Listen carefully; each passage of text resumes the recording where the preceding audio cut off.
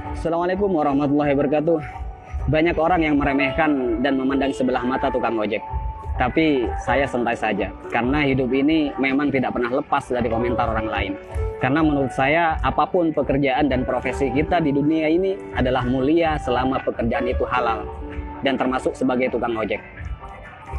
Menurut saya, ojek adalah pekerjaan yang membuat kita menjadi lebih tenang, santai, bebas, dan leluasa. Karena pekerjaan ini bisa mengatur waktu kita sendiri, dan bukan kita yang diatur-atur. Ada yang mengatakan hidupnya kurang beruntung karena jadi tukang ojek. Justru, menurut saya, jadi tukang ojek adalah keberuntungan yang luar biasa. Karena profesi ini mampu memanage waktu kita sendiri, terutama waktu untuk beribadah kepada Allah Subhanahu wa Ta'ala. Ketika menjelang waktu sholat, kita bisa mematikan aplikasi dulu untuk menjalankan kewajiban sholat tepat waktu dan bahkan berjamaah di masjid. Kalau pekerjaan yang lain, saya rasa belum tentu bisa. Tak mengapa kita dipandang hina oleh makhluk. Yang terpenting tidak hina menurut pandangan Allah Subhanahu wa Ta'ala. Intinya tak perlu mendengarkan apa kata orang selama profesi yang kita geluti tidak keluar dari yang namanya koridor syariat. Syukuri seperti apapun keadaan dan kondisi kita, dan jangan selalu membandingkan dengan hidup orang lain agar kita tidak menjadi orang yang kufur nikmat. Dan yang perlu diingat, apapun profesi kita tetap harus Allah yang dijadikan prioritas dan tujuan utama. Karena Allah menciptakan kita, wa ma khalaqtul jinna wal insa illa liya'budun.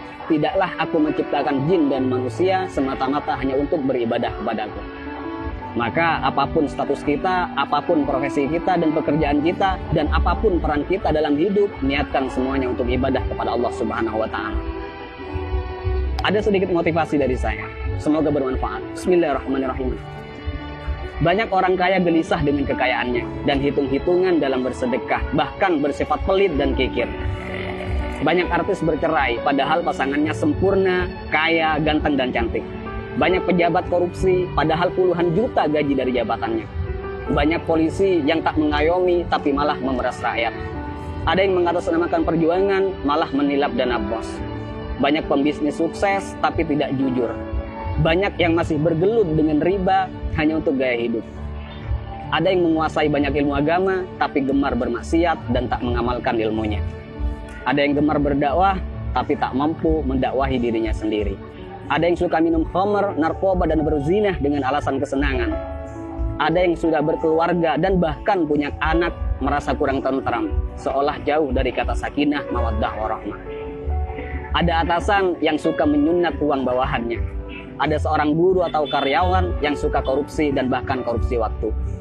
Ada yang punya proyek dan tidak jujur dengan proyeknya.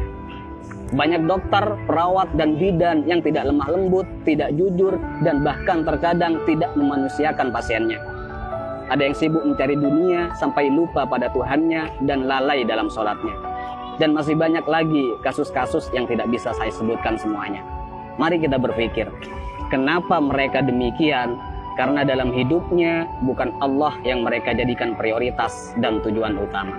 Karena jika Allah yang mereka jadikan prioritas dan tujuan utama dalam hidupnya, maka sangat mustahil mereka berbuat demikian. Wa may yuhajir fi sabilillah yajid fil ardi muraghaman katsiran wa sa'a. Ayo kita berhijrah. Karena ketika kita berhijrah dan lalu Allah kita jadikan prioritas dan tujuan utama dalam hidup, maka Allah akan meluaskan rezeki dan kelapangan hati untuk kita.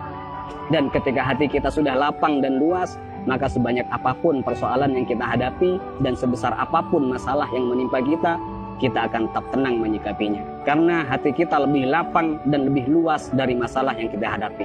Tapi jika dalam hidup bukan Allah yang kita jadikan tujuan utama, maka hati kita akan sempit. Jadi sebanyak apapun harta kita, setinggi apapun pangkat dan popularitas kita, semua malah tak akan henti menggelisahkan dan bahkan membingungkan. Karena hati yang sempit tak akan pernah merasa cukup dan bahkan akan menjadikan kita sebagai budak dunia yang tak akan pernah ada puasnya.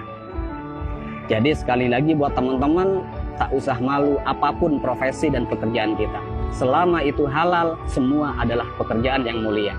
Dan yang terpenting, apapun profesi kita, apapun pekerjaan kita, dan apapun peran kita dalam kehidupan, niatkan semuanya untuk ibadah dan jadikan Allah sebagai prioritas dan tujuan utama. Dan jika kita galau, gelisah, sedih, gundah gulana, hati tidak tenang, maka perlu kita cek, pasti ada kesalahan dan maksiat yang kita lakukan. Dan sudah pasti kita meletakkan dunia di atas Tuhan. Dan juga saya pastikan hubungan kita dan Allah sudah tak lagi mesra.